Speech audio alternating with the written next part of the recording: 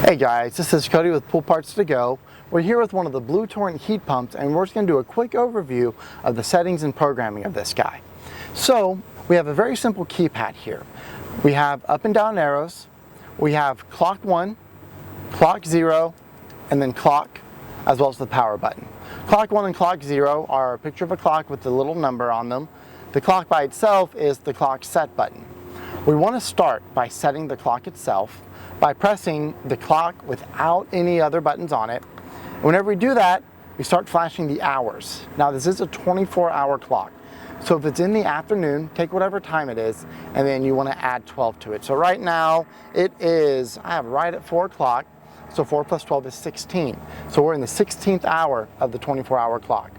So we press that, and we use the up and down arrows to set it to 16. Once we have the hours correct, we press the same button, and we can then set the minutes, which I have, we'll do 4:01, which is 16:01 for this one. And just like that, we've set the clock itself. So this unit now knows what time of day it is. From there, we can set the schedule for the heat pump. Now these heat pumps, we want to set it to run within the same time period that your main filter pump is already running. So whatever schedule your pump is on, if it's 8 to 5, 9 to 6, 8 to 8, 10 to 12, whatever you're running, I recommend taking your start time and adding an hour to it, and that's going to be the start time for the heat pump. For the off time, you want to take your pump shut off time and subtract an hour from it, and that'll be the heat pump start time. So the pump here we're in the backyard we're in right now, it runs 8 a.m. to 5 p.m. So we're going to set the heat pump to run from 9 a.m. to 4 p.m. So to set the start time, which is the on time in the morning, similar to setting the clock, but we hit the clock with a 1 on it. Now that happens, we get our hours flashing, so we're going to change that down to 9. And then minutes, we can leave it 0. If you want to set it to a half hour, you can change it to 30. And now we set the start time to 9 o'clock in the morning. And again, we did that because the pump starts at 8 o'clock, so we want the heat pump to start at 9 o'clock. Now the filter pump shuts off at 5 o'clock, so we're going to shut the heat pump off at 4 o'clock, which we do by pressing the clock 0 button.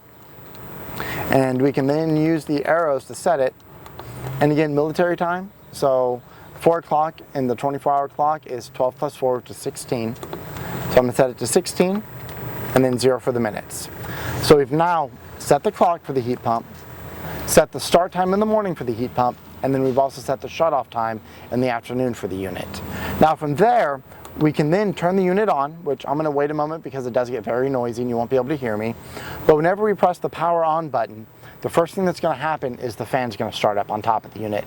And this guy moves a lot of air. That fan is drawing in the warm ambient outside air so we can steal the heat out of it and put that heat into your pool.